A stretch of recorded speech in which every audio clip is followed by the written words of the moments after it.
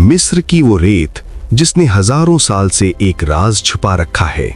एक ऐसा बादशाह जिसके एक इशारे पर गर्दनें कट जाती थीं, जिसने कहा था, मैं ही तुम्हारा सबसे बड़ा रब हूँ। मगर क्या आपने कभी सोचा है कि जब मौत उसके सामने आई तो उसकी वो सारी खुदाई कहाँ गई? मेरी ताकत, मेरी टेक्नोलॉजी मुझे बचा लेगी। कुन फया कुन।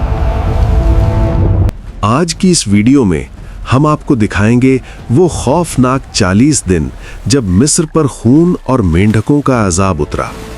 हम आपको ले जाएंगे उस समंदर के बीच जहां पानी पहाड़ों की तरह खड़ा हो गया था, और वो पल जब दुनिया के सबसे बड़े मुतकब्बिर ने पानी के बीच दम तोड़ा और अल्लाह ने कहा, आज हम तेरा जिस्म बचा लेंगे ताकि तू कयामत तक के लिए इबरत का निशान बन जाए। तैयार हो जाइए एक ऐसी डॉक्यूमेंट्री के लिए जो आपकी आंखें खोल देगी, क्योंकि आज फिर वही साबित होगा कि जब अल्लाह की पकड़ आती है तो कोई पहाड़, कोई टेक्नोलॉजी और कोई ताकत काम नहीं आता। मिस्र उस वक्त दुनिया का सुपर पावर था। उनके पास उस वक्त की बेहतरीन टेक्नोलॉजी थी।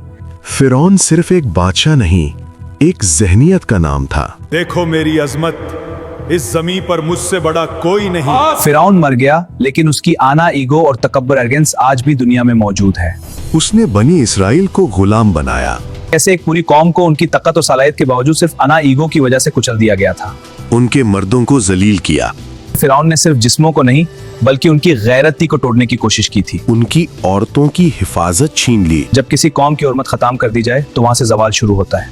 वो इतना अंधा हो चुका था कि उसने खुदा होने का दावा कर दिया। जब इंसान अपनी ताकत के नशे में अंधा हो जाता है तो वो मौत को भूल जाता है। फिरौन का ये दावा उसके जवाल की आखिरी निशानी थी। सुनो ऐ मिस्र के लोगों, क्या ये नादिया, ये खजाने और ये जमीन मेरी नहीं? क्या तुम देख नहीं रहे? मैं ही तुम्हारा सबसे बड़ा रब हूँ। इस पूरी कायनात पर सिर्फ मेरा हुक्म चलता है। देखो इस अजमत को, क्या कोई और है जो मेरे जैसा हो? ये तख्त, ये सब मेरी है। इन पहाड़ों से ज्यादा मजबूत मेरा इरादा है और इस सूरज से ज्यादा तेज मेरी चमक। मेरे सामने झुको। मैं तुम्हारा सबसे बड़ा रब हूं। ये वो अल्फाज थे जिसने आसमानों को हिला दिया।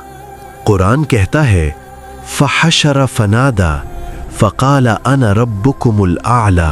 जहां उसने कायनात के असल मालिक को ललकारा, उसने लोगों को जमा किया ताकि अपनी ताकत का मुजाहिरा कर सके। लेकिन वही मजमा क्राउड उसके जवाल का गावा बनने वाला था। फिर वो रात आई जिसने फिरौन की नींद हमेशा के लिए छीन ली। ये कैसी खामोशी है, ये कैसी दहशत है? क्या ये वही अजाब है जिसका उसने वादा किया था? मैं फिरौन हूं, मुझसे बड़ा कोई नहीं। वो रात जब मिस्र के महलों की देवरों ने भी थरथराना शुरू कर दिया। ये नींद का नहीं, ये उस पकड़ का आगाज था जिसके बारे में अल्लाह ने पहले ही खबरदार कर दिया था। वो ताकत, वो टेक्नोलॉजी और वो खजाने सब धारे के धारे रह गए जब आसमान से फैसला उतरा। फिरौन की अपनी परछाई दीवार पर एक भूत की तरह दिखाई दे रही है, जो उसके डर को जाहिर करती है।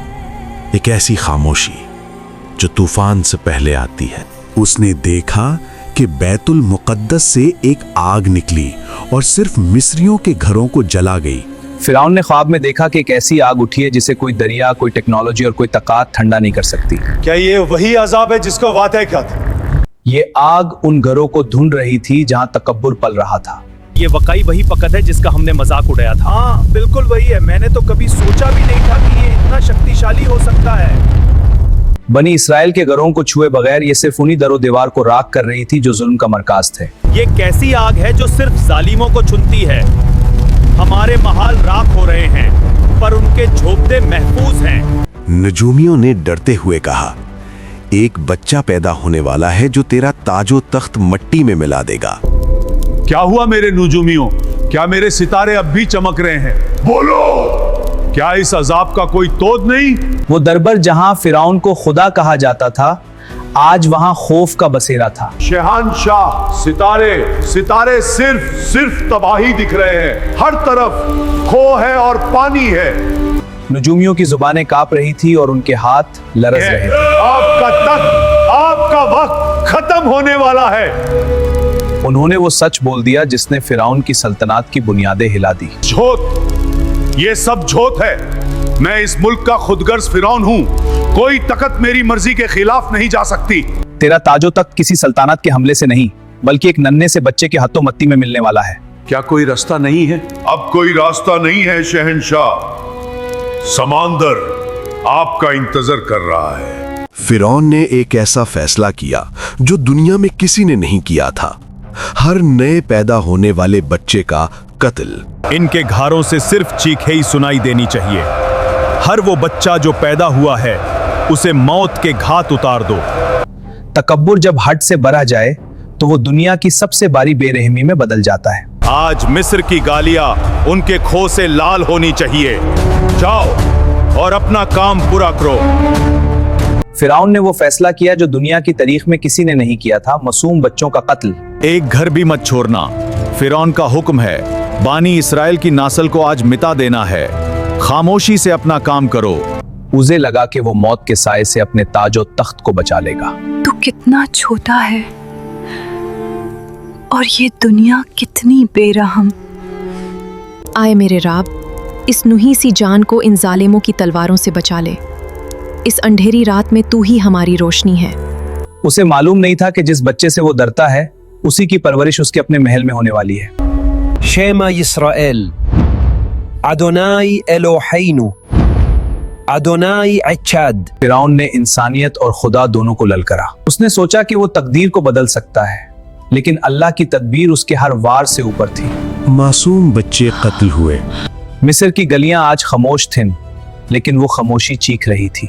मेरा बच्चा, मेरा लाल, उन्होंने मेरे बच्चे को छीन लिया।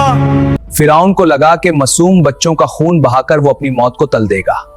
मेरे बच्चे, तुझे मुझसे छेकर वो समझते हैं कि उन्होंने तेरा नसीब बदल दिया। नहीं, अल्लाह तेरे नसीब का फैसला आसमानों पर कर चुका है। हजारों माओ की गोड़े उजाड़ गए, हजारों घरों के चिराग गुल कर दिए गए।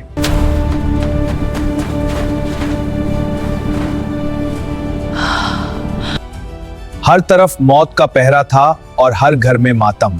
लेकिन वो भूल गया था कि जब जुल्म अपनी इंतहा को पहुंचता है तो वहां से इनकलाब की बुनियाद पड़ती है। माओ की गोदियां उजनी।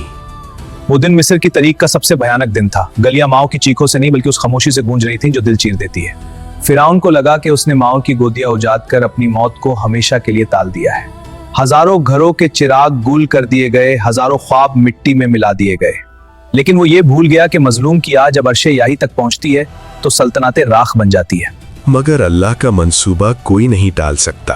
फिरौन ने हजारों पहरे बिठा दिए, हजारों तलवारें निकाली, मगर वो भूल गया कि जिसकी हिफाजत का जिम्मा असल मालिक ने ले लिया, उसे दुनिया की कोई ताकत नुकसान नहीं पहुंचा सकती। फिरौन बच्चा ढूंढ रहा था और अल्लाह उस बच्चे को दरिया की मौजों पर सवार करके सीधा फिरौन के महल में भेज रहा था।